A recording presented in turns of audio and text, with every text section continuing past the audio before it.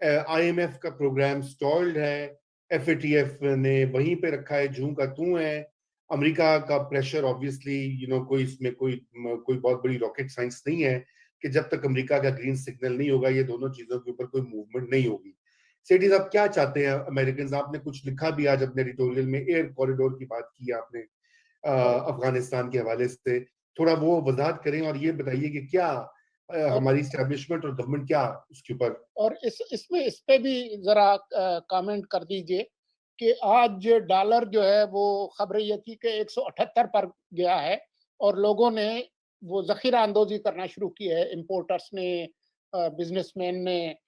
اور ایک طرف یہ صورتحال ہے کہ تیزی کے ساتھ ڈپریسیشن ہو رہی ہے, روپے کی قدر گر رہی ہے, اور آپ کے جو گورنر ہیں اسٹیٹ بینک کے وہ کہہ رہے ہیں کہ جی اس سے تو جو اوورسیز پاکستانی ہیں ان کا فائدہ ہو رہا ہے.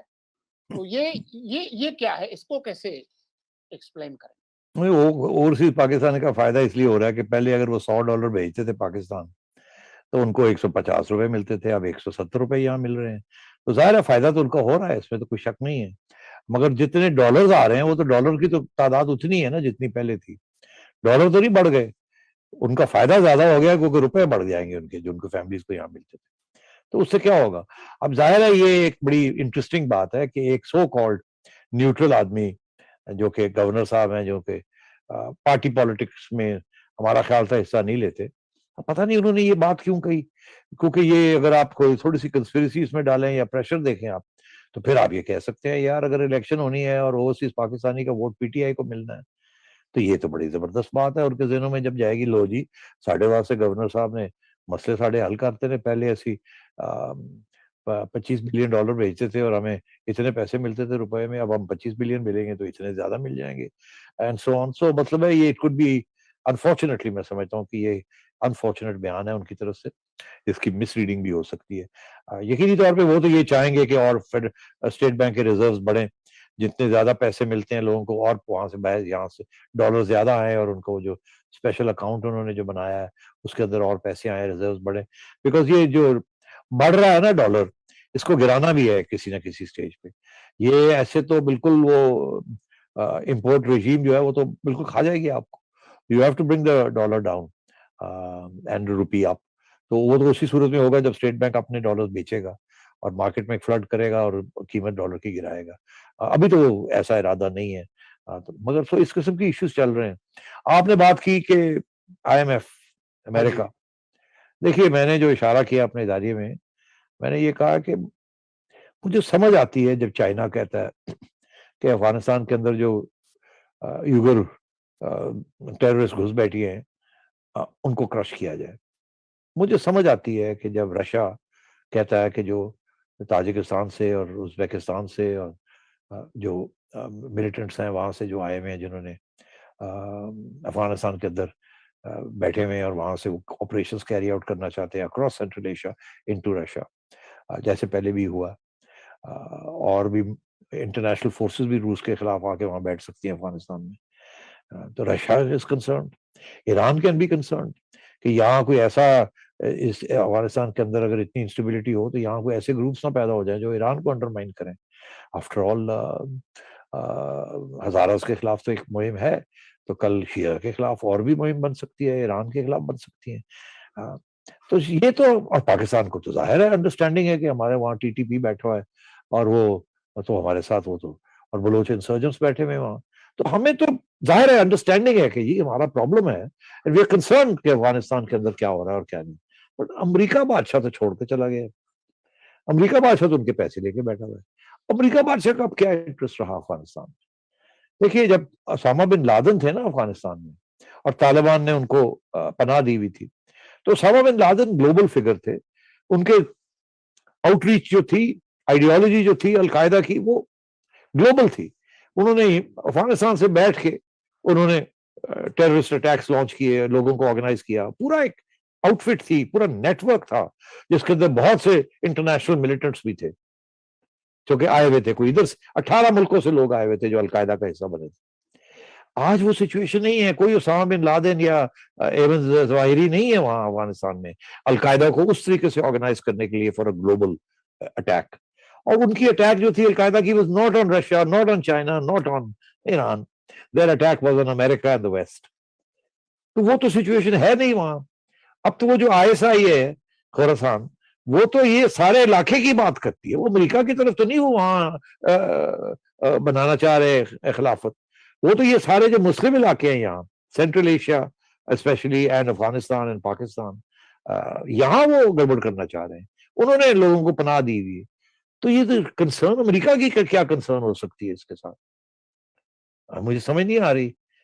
تو پھر جو بندہ سوچتا ہے تو پھر یہ میں سوچتا ہوں کہ یار China is America's enemy number 1 right now, Russia is enemy number 2, Iran is also enemy number 1. اور پاکستان کے ساتھ تو ویسے ہی وہ ناراض ہیں اور don't consider you to be a friend. تو اس ایریا میں تو پاکستان امریکہ کے اینٹی امریکن فورسز یہاں اس ریجن میں ہیں, طالبان بھی اینٹی امریکن. تو پھر یہ کوریڈور جو مانگ رہا ہے امریکہ, لائنز آف کمیونیکیشن مانگ رہا ہے into Afghanistan, lines of physical landing in Afghanistan, over Pakistan, highways over Pakistan, airspace, یہ کیوں مانگ رہا ہے یہ؟ What is the importance of this? کہ ایسے تو نہیں ہے کہ وہ افغانستان میں اسٹیبلٹی نہیں چاہتے, وہ چاہتے ہیں کہ افغانستان کے اندر ایسے گروپس جو ہیں جو اس ریجن میں انتشار پہ پھیلانا چاہتے ہیں اور ٹیررزم کرنا چاہتے ہیں, ان کو ڈائریکٹلی اور انڈائریکٹلی ہیلپ کی جائے to undermine Russia, to undermine China, to undermine Iran. اور اگر پاکستان بھی رگڑا جاتا تو سو واٹ, ایسے تو نہیں ہے. So that's all, I can't go beyond this. ابھی امریکہ نے اپنا ہاتھ نہیں دکھایا, مگر میں سن رہا تھا ایک بڑی انٹرسٹنگ رشین اوریجن کی ایک ایکسپرٹ, کل میں ایک ویبینار میں تھا, رینڈ کارپوریشن نے آرگنائز کیا ہوا تھا, وہاں ہم ڈسکس کر رہے تھے افغانستان, اور اس میں ایک بڑی انٹرسٹنگ بات انہوں نے کی, بڑی مطلب بڑے اپنے آپ کو بچا کے انہوں نے یہ بات کہی کہ دیکھیں ہاں ہمارے لیے تو سب سے بڑا ایشو رشیا کے لیے ٹیررزم ہے, Afghanistan, coming from Afghanistan and into central Asia, it's for as the main concern. میں نے وہاں کہا جی ہمارا کسی کا یہاں ساری ملکوں کا ہیومن رائٹس اور یہ اسلام شام کا مسئلہ ہی نہیں ہے, مسئلہ ہے ٹیررزم کا.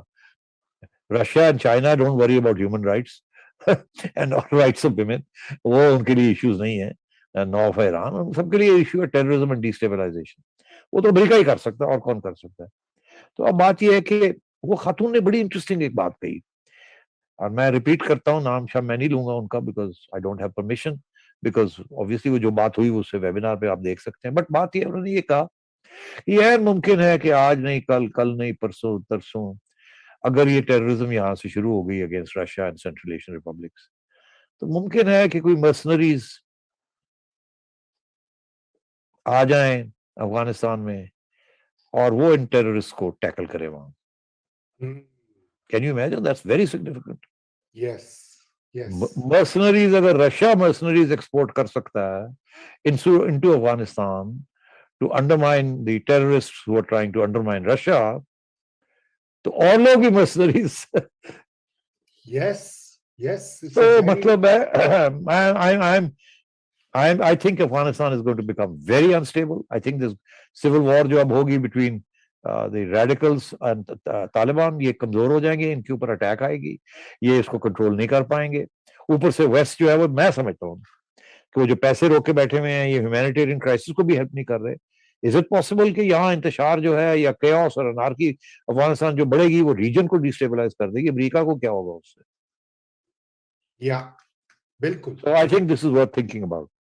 بالکل. میں اس میں آخری پوائنٹ آپ سے میں یہ کہتا ہوں کہ میں نے بھی پچھلے ہفتے دیکھا تھا ہمارے 2 فارمر ایمبیسڈرز ریاض کھوکر صاحب اور عبدالباسط صاحب, وہ ایک کانورسیشن کر رہے تھے. ان کا تو خیر بڑا کلیئر تھا ویو کہ وہ کہتے کہ امریکہ چاہتا ہی نہیں کہ اسٹیبلٹی ہو. وہ آپ کو پتہ ہے ہمارے یہاں کنونشنل ایک ویو ہے, لیکن یہ بات ضرور اس وقت میرے خیال سے جو ہے یہ اہم سوچنے کی بات ہے کہ امریکہ کی کیا پلانز ہے. میرے خیال سے اس کے اوپر بھی پاکستان میں کوئی یونیفائڈ کلیئر پالیسی شاید اس وقت تک نہیں ہے. رضا سپر پاورز جو ہوتے ہیں ان کے لیے stability instability is all part of strategic ڈاکٹرن. بالکل. اسٹرکچرل ریئلزم جسے کہتے ہیں, ریال پالیٹک جو کہتے ہیں, it's cynical, it's hard, and human rights is only a dimension of propaganda. Real issues are different. بالکل. تو سیٹھی صاحب یہ بہت سارے ہمارے ویورز کہہ رہے ہیں, وہ کہہ رہے ہیں کہ ان سے پوچھئے نجم صاحب سے کہ انہوں نے ڈاکٹر شاہد مسعود کی اپالوجی ایکسیپٹ کی ہے کہ نہیں؟ ڈاکٹر صاحب نے اب آج بھی میرا خیال ہے یا کل جی ایک اور پروگرام کیا تھا جی جس میں انہوں نے پھر اور وضاحت کی کہ جی ہاں میں 35 پنچز کے بارے میں بات کر رہا تھا. میں نے کہا تھا آپ نے ذکر نہیں کیا تو معافی کس کی مانگ رہے ہیں آپ؟ تو انہوں نے کہا کہ میں نے کہا جی وہ 35 پنچر والی بات ہے نا, آپ کو پتہ ہی ہے کہ کتنا اس نے نقصان دیا ملک کو بھی اور مجھے بھی, انسان. تو پھر انہوں نے ذکر کر دیا 35 پنچز کا. وہ لمبی بات کر کے ادھر ادھر کہانیاں بتانی شروع کر دی. وہ ایکچولی کچھ اور بھی باتیں ہیں وہاں, چھوڑے اب اس بات کو. اگر انہوں نے تسلیم کر لیا تو yes I think apology accepted, case closed. چلے جی, گریٹ گریٹ. یہ تو ہمارے ویورز چاہ رہے تھے کہ آپ سے پوچھے. بہرحال thank you so much for joining اس سیٹھی صاحب اینڈ سولنگی صاحب, شکریہ ساتھ دینے کا. انشاءاللہ ناظرین, یہ تو بریکنگ نیوز ہے جاتے جاتے سیٹھی صاحب. ہاں یہ خبر لگا دیتے ہیں ہم نے دور کے اوپر کہ نجم سیٹھی نے معذرت قبول کر لی. Case is closed. Case is closed. چلیے ٹھیک ہے جی, اوکے جی. another happy ending. ہاں But I hope it's a lesson for other people. جی, لیسن بہت ضروری ہے سیٹھی صاحب, کیونکہ یہ تو ادھر ایک دیکھیے یہ صرف آپ کا تو خیر یہ کیس بہت ہی مطلب ہائی لائٹ ہو گیا. اس کی بنیاد کے اوپر پوری کی پوری دھرنے ہو گئے, طریقے چل گئیں, الٹ پلٹ تختے الٹ گئے. لیکن آپ اور بھی دیکھیں جو جھوٹ پھیلائے جاتے ہیں. اب آسما کے اوپر دیکھیے, آپ نے ذکر کیا اٹیک کا, اس کے اوپر جھوٹ کی بہتان لگائے جا رہے ہیں. اس سے شہباز شریف کو کہا گیا کہ اس نے 10 ارب روپے کہ پتہ نہیں 1 ارب روپے آفر کیے عمران خان کو. اسحاق ڈار کے اوپر جو اے آر وائی نے ٹرانسمیشنز کی, مطلب طرح طرح کی. یہاں پہ ہمارے یہاں ریحام خان نے بھی زلفی بخاری کے اوپر کیا, اور وہ پھر الٹیمیٹلی یہ ہوا کہ برٹش کورٹ نے ان کو بھی زلفی بخاری کو کلین چٹ دے دی, وغیرہ وغیرہ. تو میرے خیال سے ایک کلچر ہونا چاہیے. ہاں جی, چلیے, تھینک یو سو مچ. خدا. Thank you. I gotta go. Okay.